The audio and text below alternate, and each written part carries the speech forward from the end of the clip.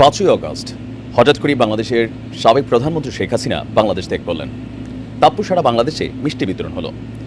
যেই ঘটনাগুলো ঘটলো এর পরবর্তী 2 দিন ভাস্কর্য ভাঙচুর, ধানমন্ডিতে আগুন বা পাশাপাশি বাংলাদেশের বিভিন্ন জায়গায় আওয়ামী লীগের অসংখ্য নেতাকর্মী, এদের মধ্যে অধিকাংশই যারা ক্ষমতা থাকাকালীন সময় এলাকার মানুষের উপর অথবা প্রতিপক্ষের উপর জুলুম করেছেন, নির্যাতন করেছেন, তাদেরকে স্থানীয় মানুষ মেরেই ফেলল। এই দৃশ্য দেখে বাংলাদেশে যে বাকি আওয়ামী লীগের বাঘা বাঘা নেতাকর্মীরা ছিল, অনেকে আত্মগোপনে চলে গেলেন, অনেকে আবার ভারতীয় সীমান্ত দিয়ে ভারতে পালিয়ে গেলেন, বিভিন্ন জায়গায় ছড়িয়ে ছিটিয়ে আছেন। এর পরবর্তী সময়ে সারা বাংলাদেশের গণমাধ্যম বা রাজনৈতিক দলগুলো তারা আলোচনায় বসলো। হুট করে যে তারেক জিয়া দেশে আসবেন, বিএনপির সমাবেশ দিল, জামাত এবং বিএনপির মধ্যে আস্তে আস্তে ফাটল দেখা দিল এবং কি গণ অধিকার সামনে এলো, জামাত নিবন্ধন ফিরে পেল, নানান কর্মকাণ্ড, নানান আলোচনা। প্রতিদিনই গণমাধ্যম থেকে সোশ্যাল মিডিয়া প্ল্যাটফর্ম মুখরিত ছিল ডক্টর ইউনূস সাহেবের নতুন উপদেষ্টা মণ্ডলীতে কে আছেন, মানে বাংলাদেশ আওয়ামী লীগ নামক যে একটা দল আছে বা শেখ হাসিনা যে একটা ক্যারেক্টার আছেন, এটা মোটামুটি এদেশের জনগণ ভুলেই গেছিলেন।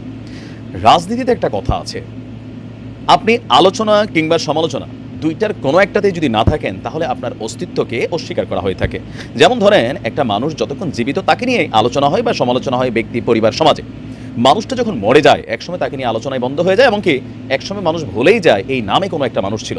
সুতরাং রাজনীতির মাঝে আলোচনাটা খুবই জরুরি, বা সমালোচনাটা। দীর্ঘদিন যাবৎ আওয়ামী লীগের যেই আলোচনা সমালোচনা যেগুলোই ছিল, এগুলো সমালোচনায় ছিল, আলোচনা করার মতন কোনো ইস্যুই পাওয়া যাচ্ছিল না। তো বাংলাদেশের মানুষ এই মুহূর্তে আমরা সোশ্যাল মিডিয়া প্ল্যাটফর্মে একটা ইলুশনাল জগতে বসবাস করি। কাল্পনিক জিনিস ভাবতে ভালোবাসি অথবা স্বপ্ন দেখতে ভালোবাসি। আর বিশেষ করে যখন ক্ষমতায় থাকি না, তখন আমরা যারা বিভিন্ন দলের নেতাকর্মীরা আছি, আমরা স্বপ্ন দেখি যে কোনো একদিন ক্ষমতায় যাবো, তাই না? বিএনপি দীর্ঘদিন সময় দেখেছে। এই পরিস্থিতিতে গেল 2 থেকে 3 দিন আগে সাবেক প্রধানমন্ত্রী শেখ হাসিনা, তিনি একটা ফোন কল ভাইরাল হয়েছে। তো নানান বিশ্লেষকরা বলছেন যে এই ফোন কলটা শেখ হাসিনা নিজেই রেকর্ড করে আওয়ামী লীগের একজন নাম পরিচয়বিহীন, কুখ্যাত বা বিখ্যাত যাই হোক একজন নেতার সাথে তিনি কথা বলেছেন। আর সেই ফোন কলটা বাংলাদেশে চলে এসেছে। গণমাধ্যম থেকে সোশ্যাল মিডিয়া প্ল্যাটফর্ম সব জায়গায় চর্চা ছিল যে শেখ হাসিনা দেশে চট করে ঢুকে যাবেন। কেউ কেউ বলছিলেন চট করে আসলে ফাঁদ পেতে রাখছি, জেলে যাবেন, কেউ কেউ নানান সমালোচনা করছেন। কিন্তু এই চট করে কথা দিয়া একটা কাজ কিন্তু শেখ হাসিনা সাইরা ফেলছেন চট করে। তিনি ঢুকে গেছেন চট করে। কোথায় ঢুকছেন? বাংলাদেশে তিনি ঢুকেন নাই। তবে এদেশের মানুষের মনোমস্তিষ্কে আবার শেখ হাসিনাকে নিয়ে সামান্য ভয় তৈরি হচ্ছে।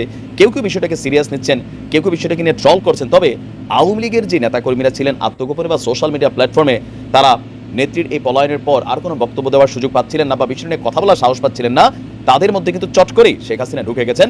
মন মস্তিষ্কে নেত্রীর এই চট করে ঢুকার একটা সাহস তৈরি করছে। ইভেন আওয়ামী লীগের অসংখ্য নেতাকর্মী তারা কিন্তু এটা বিশ্বাস করেন যে কোনো সময় সীমান্ত দিয়া চট করে শেখ হাসিনা ঢুকে গেলেও যেতে পারে।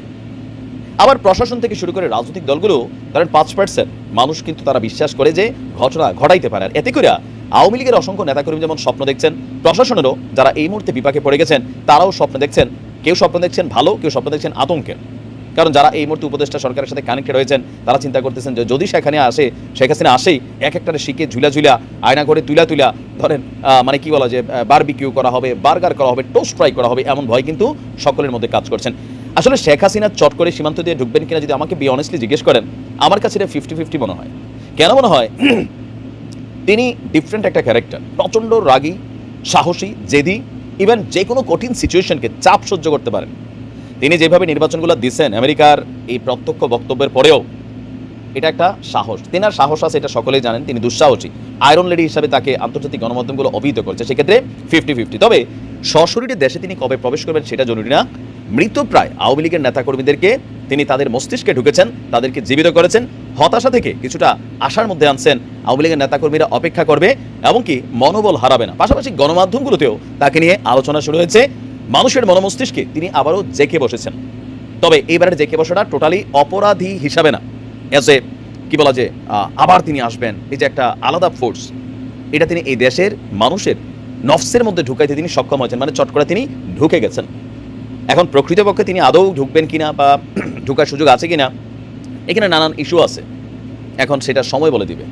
তবে শেখ হাসিনার যে রাজনৈতিক কৌশল, এই কৌশল বি প্র্যাকটিক্যাল বা বি অনেস্টলি আমাদের বাংলাদেশে যে চলমান রাজনৈতিক দলগুলো আছে, তাদের মানে শেখ হাসিনার সামনে তাদের রাজনীতি, মানে আমার কাছে মনে হয় আর কি 130 বা 40 হতে পারে।